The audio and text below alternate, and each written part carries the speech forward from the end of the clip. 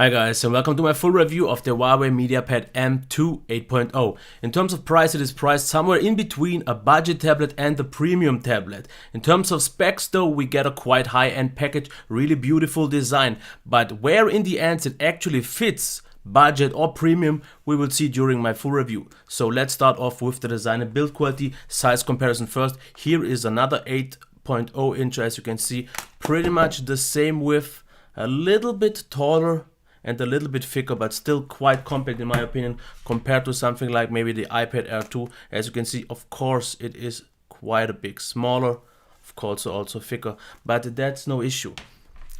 I would say a few people did complain about the bezels. Here's my take on it. They said they were too big, and I'm not quite sure why, because they thought finally we get an edge-to-edge design, but as you can see here, I need a little bit of room to hold on to. Sure, if I hold it like this, it would work without any bezels, but if I use it here in portrait, I just need a little bit of bezel, and this little bit definitely isn't too much in my opinion. And if you have it like this in landscape, you just need a little bit more to hold on to, and I think the bezels are sized pretty much perfectly. No complaints here at all.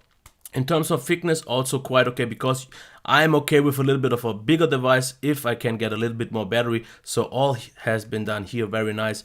So compact design, also very nice build material. The aluminum feels really great. It is maybe sometimes a little bit slippery, but the one thing that I have an issue is the build quality itself, because maybe you can hear this now.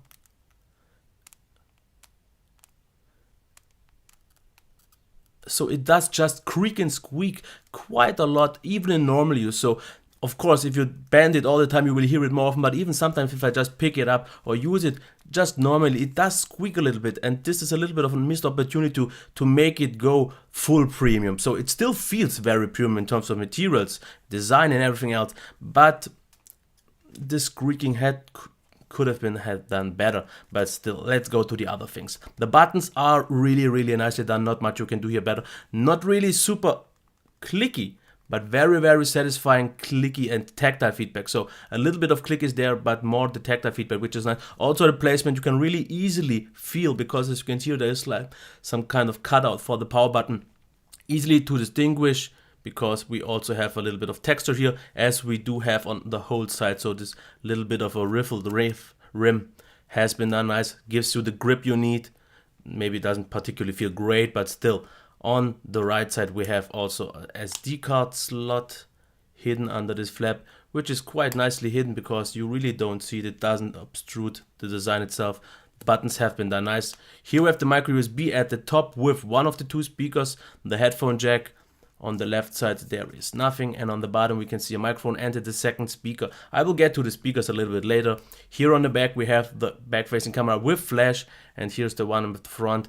I'm not gonna talk about the camera though, because this is something I usually just don't do.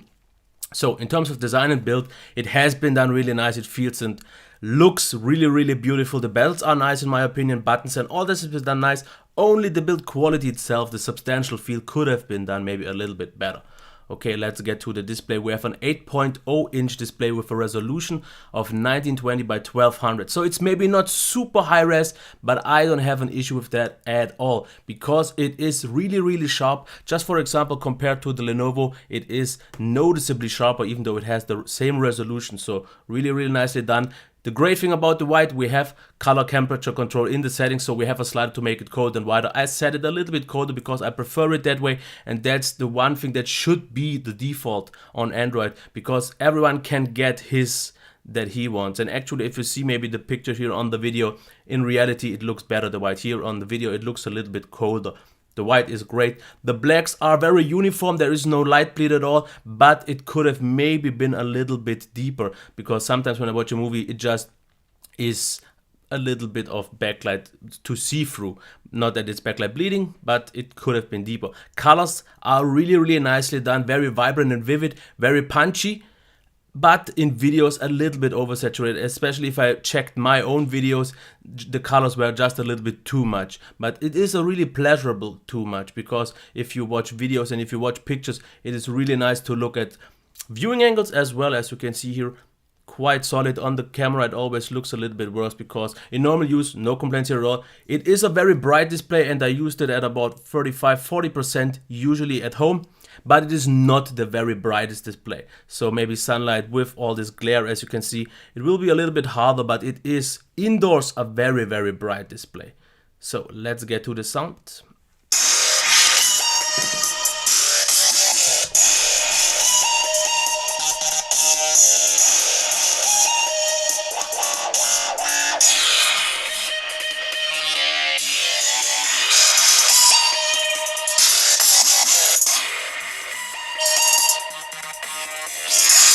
And I want to just show you one more thing, because in the settings we have an option that is called SVS, which is a little bit of an enhancer, but maybe you can see the difference. I will talk about it later.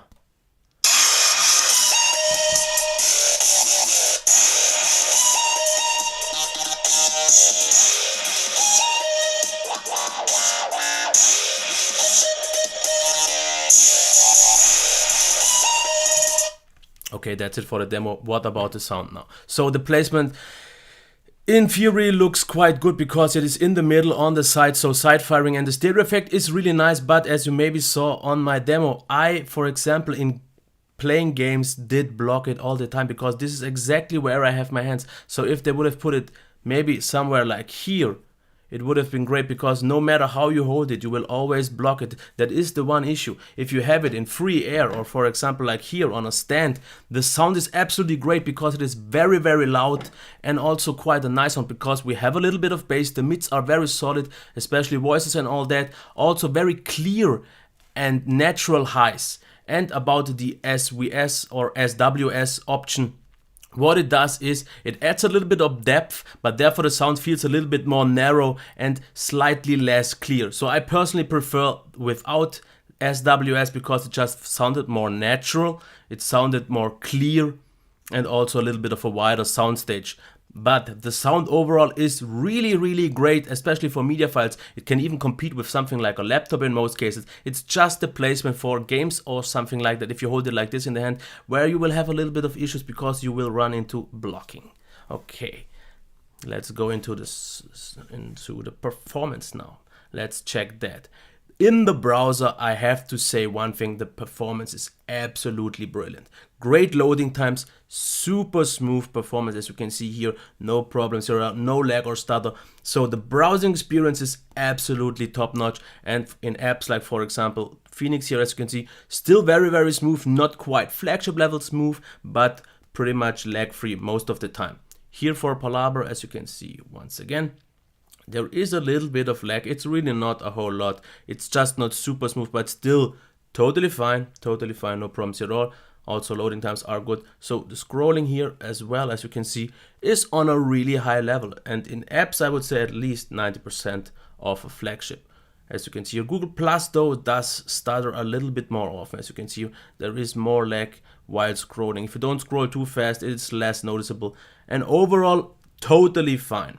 As for the multitasking, we have 2 GB of RAM, and it works out as you would expect it from 2 GB of RAM. There is not too much reloading visible, and in normal tablet use, I didn't run into any issues. It was performing all the time really, really fine. So actually one of the better 2 GB devices. Let's check a game here, and I will just take Riptide as always because of the faster loading times.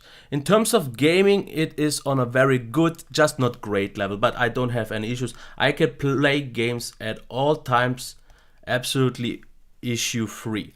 The frame rates aren't maybe as high as on a flagship and maybe not as consistent, but for the gaming or for a good pleasurable gaming experience, it is totally fine, and you can see that here. Very, very smooth. Really rare lag.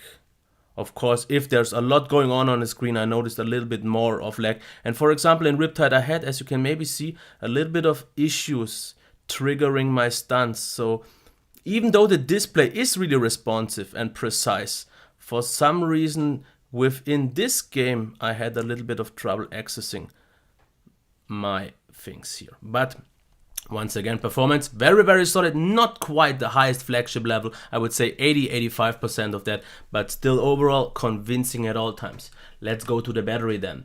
30% No, I mean, sorry, 30 minutes of charging gets you to 25%, and after 3 hours, about 3 hours, maybe slightly less, you are fully charged. So that's not a great value, but pretty much the average these days on these kind of tablets. So I'm not disappointed, everything is still fine. So let's go into the battery life now and see what we've got here. Over the course of 1 day and 10 hours, I got about 5 hours and 40. Here once again, 1.5 days with 540 once again. Here 5 hours with about 2 days. Here we can see 2 hours, but that was with just 33% of use. And the last one, once again, 5 hours over the course of 2.5 days. So what I got in my normal use with about 45% of brightness, over the course of 1 day, I would see 6 hours possible, and over the course of 2 or more days, I would say 5 hours should be still okay, because the standby drain is at about 0.5% an hour, which is good for a phone, but for a tablet with a battery this big, it could have been better. So I would maybe wish for a third percent per hour, or even less, just to get more stamina. Because if you use this device and are okay with charging it every 2 or 3 days, 5 hours should be fine. If you want it to hold more, because you maybe use it like 1 hour a day and for the whole week, then it could be a little bit tighter, but other than that, that's pretty much it. Okay, let's check the software here. We are running Android 5.1.1. I can show you this real quick with the EMUI 3.1. Here we can see it 5.1.1, 2 GB of RAM and all that. In terms of the design, it's not my first choice, but we have a few nice additions, as you can see here in the lock screen, a few shortcuts and also a few quick settings and all that. We have what is quite nice, quick pull down to usually be able to, okay, maybe this doesn't seem to work if you have a notification. So if you have a notification, quick pull down doesn't work, as you can see here. Otherwise it does. No, it actually doesn't. As you can see, you can swipe between though. So the look of the quick settings is there. You can customize them, not really delete them, but at least change the order. In terms of settings, as you can see here, it maybe at first glance doesn't look like stock Android, but it pretty much mostly behaves like that. You have options like a little bit of customization for the navigation bar. You have dual screen, as you can see here. It's not reported in this app. Let's go into this. If you either long press the recent apps button or just do, we can see here, a swipe up. So let's try this, swipe up, and you can also usually do dual screen. Then the issue, as on all the tablets recently that have dual view, is that not all apps are supported. As you can see, all the supported apps are these here. That's it. So not a huge choice, but at least you can browse maybe Google Plus and the browser, or watch YouTube, all that at the same time. The performance gets a little bit of a hit, but it's still usable at all times because the performance overall is still good. So in terms of software, not my first choice in terms of design UI, but in terms of what it does, it works out quite nice. We don't have on draw, but it's a little bit of a drawback, but you can just install Nova Launcher or maybe the Google Now Launcher, and it will still provide a very nice experience. So no real complaints here. It is solid, it does what it has to do, just a little bit different that you would maybe like to, but on a tablet I'm totally fine with that. So let's get to the recap. So if you haven't watched the detailed part, no problem, here's the recap. In terms of design and build, not really much to complain. It has been done on a really high level because it looks beautiful, it feels great in the hand, button placement and all that has been done really good. It's just that slightly creaky feel that did bug me a little bit after all. In terms of the display, I'm really satisfied because it is really sharp, slightly oversaturated, but therefore really nice color balance and all that. Color temperature control, good blacks, solid viewing angles. So it has been done really great, and it is one of the best 1080p displays on the market still for a tablet with this price. In terms of the sound, absolutely great as long as you don't block it, because very loud, very rich, and it sounded just very natural. Just for playing games it could be a little bit of an issue if you can't really hold it properly. I didn't manage, even if blocked games sounded good, but just not as great as the usual sound of the speakers is anyways. In terms of the performance, also on a really high level, just not quite great. Performance within apps and in the browser mostly very smooth, very really fast and responsive. Just a few apps had a little bit of lag here and there, also especially Google Plus, but still on a very high level, no complaints here for a tablet of this price range. Still okay. I would have wished for a little bit less lag though. Gaming performance was solid. I could play all the games really nicely, just not on the highest level after all, because a little bit less frames and a little bit more slowdowns. But as I said, on a very high level after all. In terms of battery life, the charging pretty much average, and the battery life definitely above average, with about 5 hours of multi-day use and at least 6 hours with one-day use. I'm totally fine because I use the brightness of 45%, and this display gets bright really early, so you can get even lower with that if you want more, but 6 hours of battery life is absolutely fine with me. The software, okay, the UI is a little bit of a matter of taste. You have to get used to it for a while, but on a tablet I definitely don't mind it as much as on a phone, because I do a little bit different things, not so much different stuff, but therefore the basics, so browsing, watching YouTube, social media and all that, and here the UI doesn't really obstruct me so much, so it is still fine, no problems here at all. So would I recommend it? I can tell you so much.